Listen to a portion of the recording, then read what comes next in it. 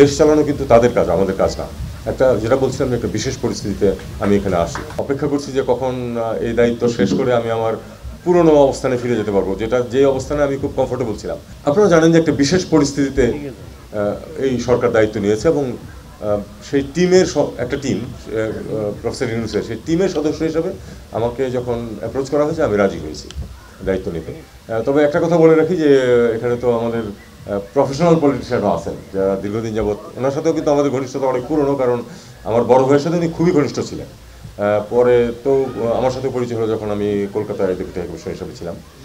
তো তাদের যে কাজ যেটা, সেটা হলো যে দেশ চালানো কিন্তু তাদের কাজ, আমাদের কাজ না। একটা যেটা বলছিলাম যে একটা বিশেষ পরিস্থিতিতে আমি এখানে আসি। আমরা কোনো রাজনীতিক পরিবারে তো নাই, আমাদের আসলে প্রকৃত অর্থে কোনো একেবারে ওরিয়েন্টেশনও সেরকম নেই। আমি আপনাদেরকে এখানে একটি কথা বলতে চাই, আমার দুইজন ক্লাসমেট, আমার এবং আমার স্ত্রীর, আমার ক্লাসমেট, আমার দুজনের ক্লাসমেট পড়ে, তাদের দুইজন ক্লাসমেট, একজন আওয়ামী লীগের এমপি হয়েছেন, একজন বিএনপির এমপি হয়েছেন, দুইজনেই আমাদের ঘনিষ্ঠ।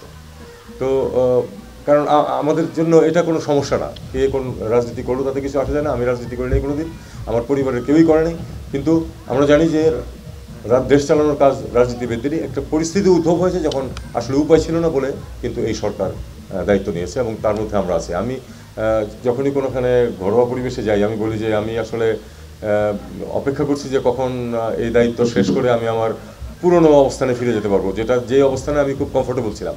আমি লিখতাম, আমি কিছু বলতাম মনের ইচ্ছা মতো, কিন্তু মনের ইচ্ছা মতো বলা উচিত না, কারণ আমরা জানতাম যে একটা সীমা আছে যার বাইরে আমি যেতে পারবো না। আমি বিশ্বাস করি এবং আমি খুব আনন্দিত যে সীমাটা কিন্তু মোটামুটি আমরা তুলে দিতে পেরেছি। আপনারা ইউটিউব যদি দেখেন দেখবেন যে ভাষায় এই সরকারকে সমালোচনা করা হচ্ছে, এটা আমরা বহুদিন দেখিনি।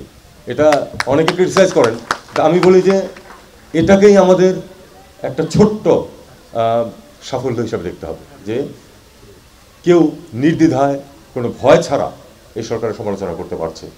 আমি আশা করব যে ভবিষ্যতে যারা দায়িত্ব নেবেন, আমি আশা করব যে তারা ঠিক এই জিনিসটি বজায় রাখবেন। মানুষ যেন কথা বলতে পারে, কথা বলতে গিয়ে যেন তাকে চিন্তা করতে না হয় যে এই কথার বলার কারণে আমাকে জেলে যেতে হতে পারে অথবা আমার উপর অত্যাচার নেমে আসতে পারে। এটা যেন না হয়, মানুষ যেন কথা বলতে পারে। সবাই সেন্সিবল কথা বলবে না, উল্টাপাল্টাও বলবে অনেকে, কিন্তু বলার যদি সুযোগ থাকে তাহলে কোন কথাটা সত্যি মানুষের কিন্তু বিচার বুদ্ধি আছে, মানুষ এটা জেনে নিতে পারে।